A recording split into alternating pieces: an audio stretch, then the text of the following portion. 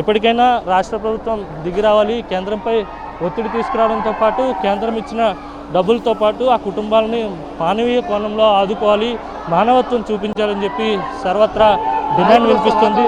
ముఖ్యంగా పూర్తిగా గతంలో ఎల్జీ పాలిమర్ సందర్భంలో ఏ విధంగా అయితే నష్టపరిహారాన్ని ప్రభుత్వం ఇచ్చిందో అదే మాదిరిగా రాష్ట్ర ప్రభుత్వం కూడా ముందుకు రావాలని చెప్పి డిమాండ్ వినిపిస్తుంది. అలాగే ఆ కుటుంబాలను ఏ విధంగా ఆదుకుంటారో చెప్పాలని చెప్పి అంతా కూడా డిమాండ్ చేస్తున్నారు. కొద్దిసేపు క్రితం మీడియాతో మాట్లాడినటువంటి మాజీ ముఖ్యమంత్రి వైఎస్ జగన్ కూడా అదే మాదిరిగా డిమాండ్ చేశారు. ₹1 కోటి నష్టపరిహారం ఇవ్వాలని కూడా ఆయన డిమాండ్ చేయడం జరిగింది. మొత్తంగా చూస్తే స్టీల్ ప్లాంట్లో జరుగుతున్నటువంటి పరిణామాలకు బాధ్యత వహించాల్సి ఉంటుంది రాష్ట్ర ప్రభుత్వం అని చెప్పి గతం నుంచి కార్మిక సంఘాలు చెప్తూనే వచ్చాయి. ఇలాంటి ప్రమాదాలు జరిగేటువంటి అవకాశం ఉంటుందని హెచ్చరిస్తూనే వచ్చాయి. కేవలం SMS 1, 2 మాత్రమే కాదు, బ్లాస్ట్ ఫర్నేసుల్లో కూడా ఇదే పరిస్థితి ఉంది, సింటర్ ప్లాంట్లో కూడా ఇదే పరిస్థితి ఉంది, కోకోవెన్లో కూడా ఇలాంటి పరిస్థితి ఉంది. ఏ క్షణం ఏం జరుగుతుందో, ఎటువంటి ఉపద్రవం ముంచుకొస్తుందో అనే ఆవేదన ప్రతి కార్మికుల్లోనే ఉంది. కానీ ప్రభుత్వం మాత్రం ఏమాత్రం పట్టించుకోవడం లేదు. ప్యాకేజీ తీసుకొచ్చామని డబ్బాలు కొట్టుకునేటువంటి ప్రయత్నం చేసింది, ప్రచారం చేసుకునేటువంటి ప్రయత్నం చేసింది. కానీ స్టీల్ ప్లాంట్లో కార్మికుల భద్రతను మాత్రం పూర్తిగా గాలికి వదిలేసింది అనేది మాత్రం మరోసారి తేటతెల్లమైంది. కనీసం కార్మికులకు చేయాల్సినటువంటి మంచిని కూడా ఈ ప్రభుత్వం చేయలేకపోతుంది అనేది స్పష్టంగా అర్థమవుతుంది. ముఖ్యంగా స్టీల్ ప్లాంట్లో కార్మిక శక్తి నానాటికి తగ్గిపోతూ వస్తుంది. అప్పుడు ఆవేదన వ్యక్తం చేశారు. కార్మిక సంఘాలంతా కూడా ఒకంత ఆందోళన కూడా పడ్డారు. ఎందుకంటే కార్మిక శక్తి తగ్గిపోతే ఉన్న కార్మికులపై తీవ్రమైనటువంటి ఒత్తిడి పెరిగేటువంటి అవకాశం కనిపిస్తుంది. అన్స్కిల్డ్ లేబర్ని తీసుకొచ్చి స్టీల్ ప్లాంట్లో ఏ విధంగా పనులు చేయిస్తారని చెప్పి కూడా కార్మిక సంఘాలు నిలదీశాయి. అయినప్పటికీ కూడా ప్రభుత్వంలో ఏమాత్రం చలనం లేదు. దాదాపుగా 6 నుంచి 7 వేల మంది కాంట్రాక్ట్ కార్మికులను, VRS పేరుతో పర్మనెంట్ కార్మికులు కొంతమందిని, సర్వీస్ పూర్తయిన తర్వాత ఇంకొంతమంది కార్మికులు ఇలా బయటకు వెళ్ళిపోయినప్పటికీ, దాదాపుగా 10,000 మందికి పైగా కార్మిక శక్తి బయటకు వెళ్ళిపోయినప్పటికీ కొత్తగా కార్మికుల్ని నియమించకపోవడం ఈ ప్రమాదానికి దారితీసినటువంటి కారణాల్లో ప్రధానమైనటువంటి కారణంగా అంతా భావిస్తూ ఉన్నారు. ఎందుకంటే మెయింటెనెన్స్లో ఉన్నటువంటి లోపాలను ఎప్పటికప్పుడు గుర్తించాల్సినటువంటి అవసరం ఉంది. గుర్తించి వాటిని మరమ్మతులు చేయాలి, మెయింటెనెన్స్లు చేయాలి. చేసిన తర్వాతే ప్లాంట్ పూర్తిగా రన్ అయ్యేటువంటి అవకాశం ఉంటుంది. 40 ఏళ్ల క్రితం సెట్ చేసినటువంటి ఎక్విప్మెంట్ ఏదైతే ఉందో ఆ ఎక్విప్మెంట్ మెయింటెనెన్స్ని పూర్తిగా గాలికి వదిలేశారు. కొత్త ఎక్విప్మెంట్ పెట్టాల్సినటువంటి చోట పెట్టలేదు. కార్మికులు కూడా 30 మంది పనిచేసే చోట కేవలం 12 నుంచి 15 మంది మాత్రమే పనిచేస్తూ ఉన్నారు. తద్వారా ఉన్నటువంటి కార్మికులపై ఒత్తిడి పడడం, వాళ్ళకి ఏమాత్రం అక్కడ జరిగేటువంటి యాక్టివిటీ మీద, ఉక్కు ఉత్పత్తి మీద అవగాహన లేకపోవడంతో తీవ్రమైనటువంటి ఇబ్బంది తలెత్తి ఫలితంగా ప్రమాదాలు జరిగి కార్మికులు ప్రాణాలు కోల్పోవడం జరుగుతూ వచ్చింది. గడిచిన 2 ఏళ్లలో పూర్తిగా స్టీల్ ప్లాంట్లో పరిస్థితి చేదాటిపోయిందనే ఆందోళన కార్మిక సంఘాల నుంచి మొదటి నుంచి వ్యక్తమవుతూనే వచ్చింది. ఖచ్చితంగా ప్రభుత్వం స్పందించాలని డిమాండ్ చేస్తూనే వచ్చారు. అయినప్పటికీ కూడా ఏమాత్రం పట్టించుకోకపోవడంతోనే ఇలాంటి ప్రమాదాలు జరిగాయి. గతంలో కూడా యూనియన్స్ అన్నీ కూడా ఉక్కు పోరాట కమిటీ ఆధ్వర్యంలో అనేక లేఖలు రాశారు. స్టీల్ ప్లాంట్లో ఉన్నటువంటి పరిస్థితిని చక్కదిద్దాలని చెప్పి ప్రభుత్వాలను, యాజమాన్యాన్ని విజ్ఞప్తి చేసినప్పటికీ కూడా ఏమాత్రం పట్టించుకోలేదు. ఆ దిశగా ప్రయత్నాలు కూడా చేయలేదు. ఫలితంగా కార్మికుల ప్రాణాలు గాల్లో కలిసిపోతున్నాయి. యాక్సిడెంట్ల రూపంలో కానీ, లేదా అగ్ని ప్రమాదాల రూపంలో కానీ, లేదా ఇతరత్ర ఒత్తిడి పెరిగిన రూపంలో కానీ ఎలాగైనా కార్మికులే బలి కావాల్సినటువంటి పరిస్థితి ఏర్పడుతుంది. పూర్తిగా ఇప్పుడు చనిపోయినటువంటి ఆ మృతుల కుటుంబాలను ఆదుకోవడంతో పాటు కార్మికులకు భద్రత కల్పించాలనే డిమాండ్ పెద్ద ఎత్తున వినిపిస్తుంది. బాధిత కుటుంబాలన్నింటినీ కూడా మాజీ ముఖ్యమంత్రి వైఎస్ జగన్ కలిసి వారిని పరామర్శించారు. ఆ కుటుంబాలకు మనోధైర్యం చెప్పారు, అండగా ఉంటామని హామీ ఇచ్చారు. Over to studio.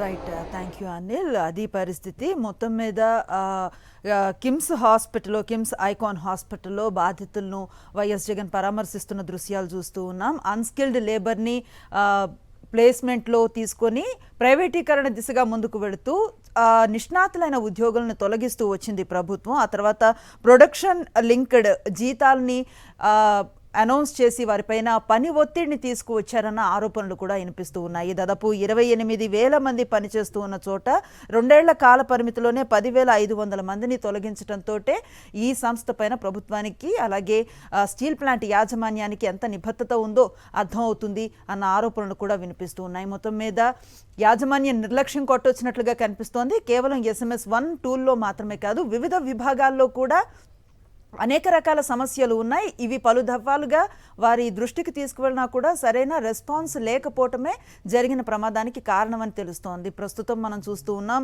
KIMS icon హాస్పిటల్లో వైఎస్ఆర్సీపీ అధినేత వైఎస్ జగన్మోహన్ రెడ్డి బాధితుల్ని పరామర్శిస్తూ ఉన్నారు. ఈ హాస్పిటల్లో దాదాపు 3 మంది స్టీల్ ప్లాంట్ బాధితులు చికిత్సను అందుకుంటూ ఉన్న పరిస్థితి. అయితే సెమీ గాయాలతో వీరు బయటపడ్డారు. అదృష్టవశాత్తు ట్రీట్మెంట్ తీసుకుంటూ ఉన్నారు.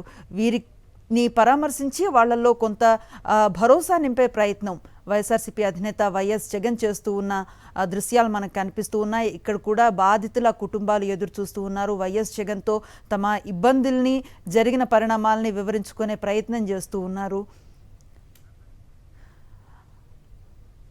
మా కరెస్పాండెంట్ యుగంధర్ మనకు అందుబాటులో ఉన్నారు. వారిని అడిగి మరింత సమాచారం తెలుసుకునే ప్రయత్నం చేద్దాం. యుగంధర్, ఒక కంప్లీట్ నిర్లక్ష్యానికి సంబంధించినటువంటి ఘటనగా ఇది మనకు కనిపిస్తూ ఉంది. ప్రస్తుతం వైఎస్ జగన్ అక్కడ పర్యటిస్తున్నారు, బాధితులతో మాట్లాడుతూ ఉన్నారు. చాలా విషయాలు ఇప్పుడు ఇంకా వెలుగులోకి వస్తూ ఉన్న సందర్భం కూడా చూస్తూ ఉన్నాం. చాలాసార్లు యాజమాన్యం దృష్టికి తీసుకువెళ్ళడం, వారు సరిగా రెస్పాండ్ కాలేదు. తత్ఫలితమే ఈ రోజు జరిగినటువంటి ఈ ఇన్సిడెంట్ అని వారు వాపోతున్న పరిస్థితి కూడా తెర మీదకు వస్తోంది. ఎలాంటి అప్డేట్స్ ఉన్నాయి ఈ ఘటనకు సంబంధించి? ప్రస్తుతం బాధితులు కానివ్వండి, ఎంప్లాయీస్ కానివ్వండి, ఏం చెప్తున్నారు? దగ్గర 1500 డిగ్రీల నుంచి 2000 డిగ్రీల వరకు టెంపరేచర్ ఉంది. ఈ టెంపరేచర్ లో తాలూకా వేడి దాటికి వీళ్ళకి కాళ్ళు చేతులు ప్రధానంగా గాయాలైనట్టుగా మనకు తెలుస్తుంది. వీళ్ళు కోలుకోవడానికి కనీసం 6 నెలలు పట్టేటట్టుంది. ఎందుకంటే లోపల బోన్ ఫ్రాక్చర్స్ ఉన్నాయి, పైన స్కిన్ కూడా పూర్తిగా కాలిపోయినటువంటి పరిస్థితి అయితే కనిపిస్తుంది. ఈ నేపథ్యంలో వైఎస్ జగన్మోహన్ రెడ్డి వీరి కుటుంబాలను పరామర్శించారు.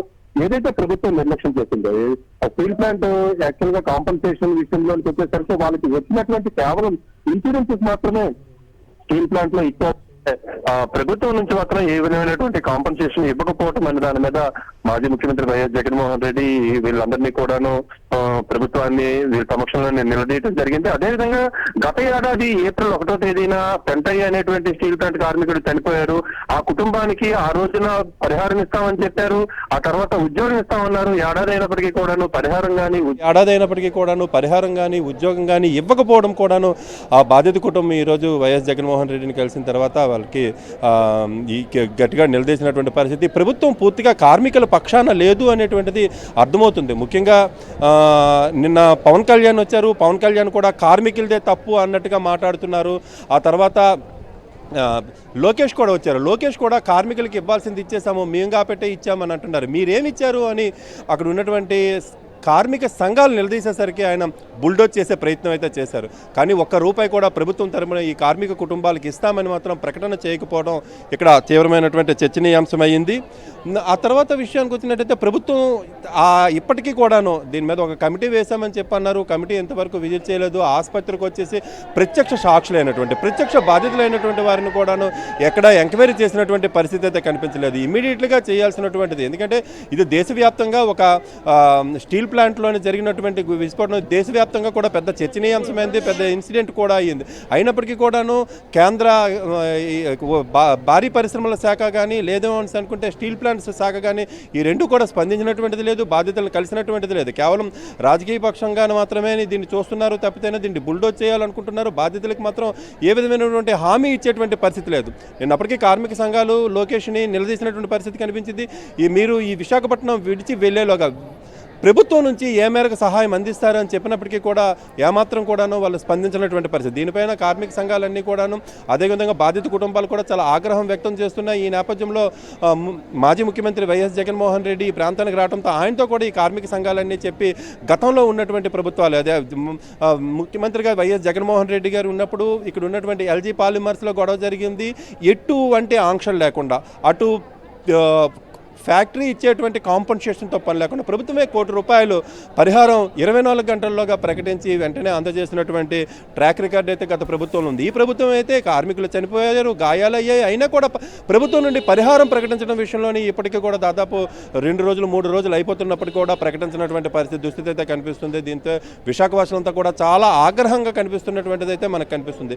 ఈ రోజున కూడా వాళ్ళకి అందుతున్నటువంటి ఏదైతే KGH ఏదైతే స్టీల్ ప్లాంట్ ఉందో స్టీల్ ప్లాంట్ నుంచి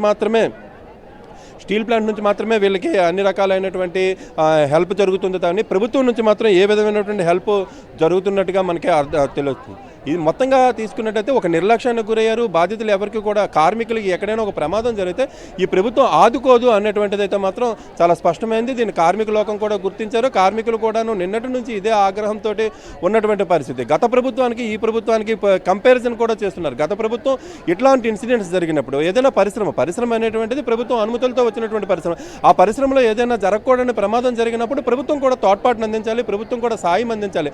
ఆ సాయం మన బాధితులకి ఎంతో ఊరటనిస్తుంది. ఎందుకంటే ఇన్సూరెన్స్ అనేటువంటిది కంపెనీ ఎట్లానూ చేస్తుంది, పిఎఫ్, గ్రాట్యుటీ, ఇతర యాక్టివిటీస్ ఇవన్నీ కూడాను వాళ్ళ ఫ్యాక్టరీ యాజమాన్యం వాళ్ళకు ఉన్నటువంటి సర్వీస్ రూల్స్ ప్రకారం వచ్చేటువంటివే.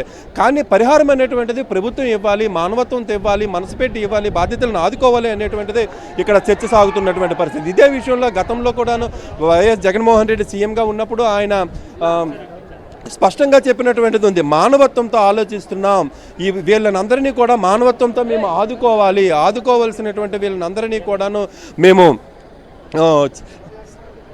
ఆదుకోవాలి అని చెప్పడం కూడా జరిగింది. అయితే ఈ మేరకు బాధిత కార్మిక కుటుంబాలన్నీ కూడాను చాలా ఆందోళన వ్యక్తం చేస్తున్నటువంటి పరిస్థితి అయితే మనకి కనిపిస్తోంది. రైట్. కిమ్స్ ఐకాన్ హాస్పిటల్లో బాధితులతో వైఎస్ జగన్ పరామర్శ చేస్తూ ఉన్నటువంటి దృశ్యాలు మనం చూస్తూ ఉన్నాం. కిమ్స్ హాస్పిటల్లో ఉన్నారు వైఎస్ జగన్. అంతకుముందు 7 హిల్స్ హాస్పిటల్లోనూ బాధితులను పరామర్శించి వారు భరోసా నింపే ప్రయత్నం చేశారు. ఆ తర్వాత మీడియాతోనూ మాట్లాడారు.